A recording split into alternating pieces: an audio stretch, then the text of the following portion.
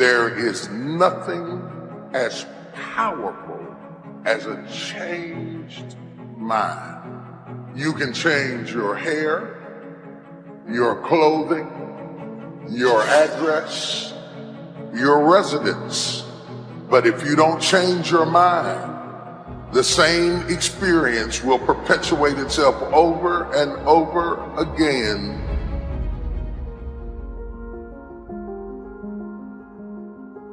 You know, nothing happens unless you change. So change is not our enemy, it's our friend. There's a season that you may go through a difficult period, but that is to wake up your ability to change. You cannot become what you were born to be unless you are not willing to change into something you are not. This is why change is so important. I like what it says here. Shakespeare says, sweet are the uses of adversity. We never grow in good times.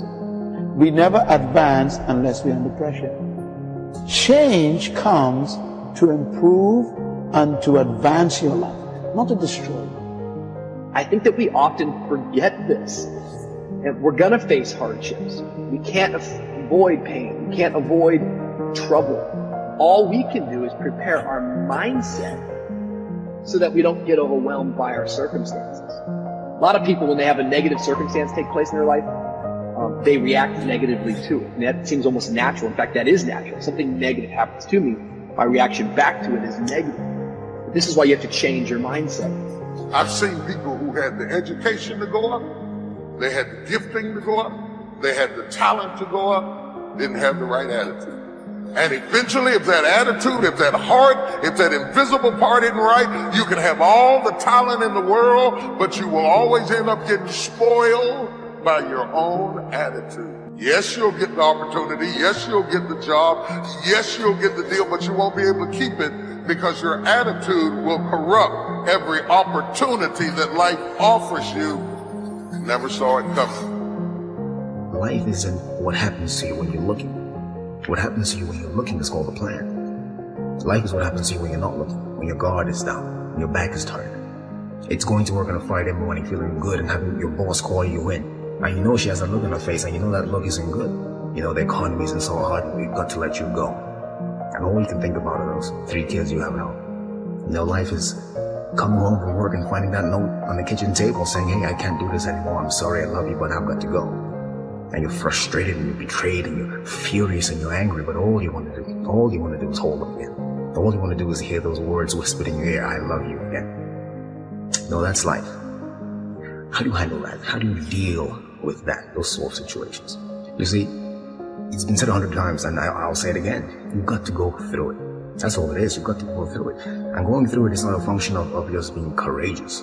It's not a function of just saying, well, I'm going to close my eyes and see what happens next. It's not that. It's really a function of 3 things. It's a beginning, it's a middle, and an end.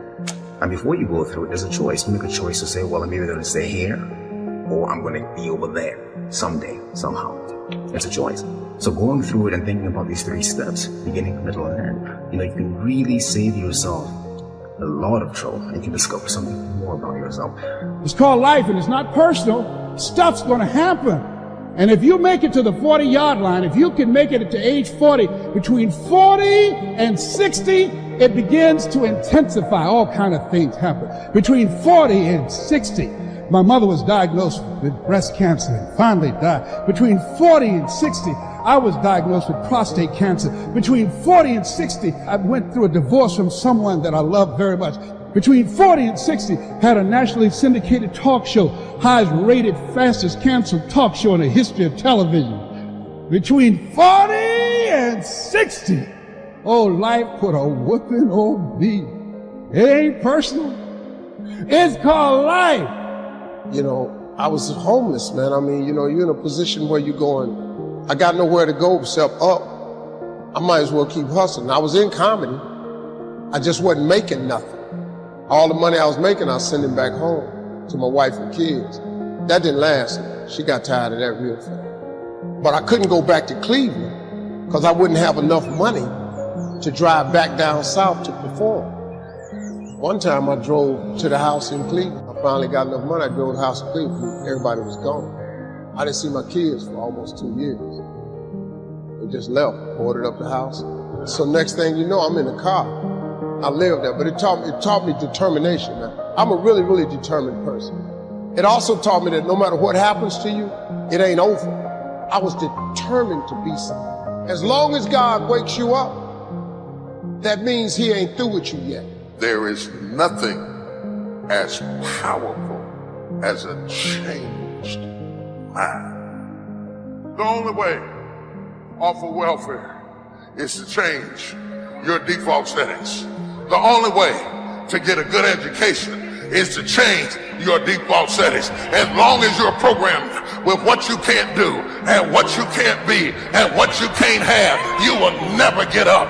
But I dare you to go into your phone booth like Clark Kent and spin around and come out Superman and say, wait a minute, I'm better than this. I'm getting ready to change my default setting. I will not let you abuse me. I will not stay. There is nothing as powerful as a changed mind. It's not what happens that determines the major part of your future. It's not what happens. What happens, happens to us all. The key is what you do about it. If you will start that process of change, do something different the next 90 days than you did the last 90 days, like picking up the books to read. Do something different, like the new health disciplines, relationship with your family, whatever it is, doesn't matter how small it is. If you'll start doing different things with the same circumstances.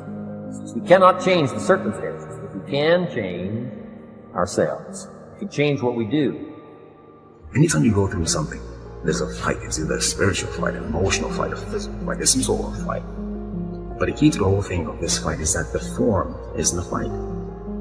That's the only thing you should take away from here today. The form is in the fight. What does that mean? It means that you don't get to become this interesting, dynamic, creative, courageous woman, amazing man without going through something. Right? That's what the form is. The people who are form and the people who you see them and they stand out to you because you know there's something about them. They figured something out about life. They're attractive to you. They're interesting to you. These people have form because they've gone through something. You know, so don't run away from the fight. Meaning, go through it. Don't be afraid to go through it. Get through it, because at the end of getting through it, I guarantee you there's at least one thing you discover about yourself.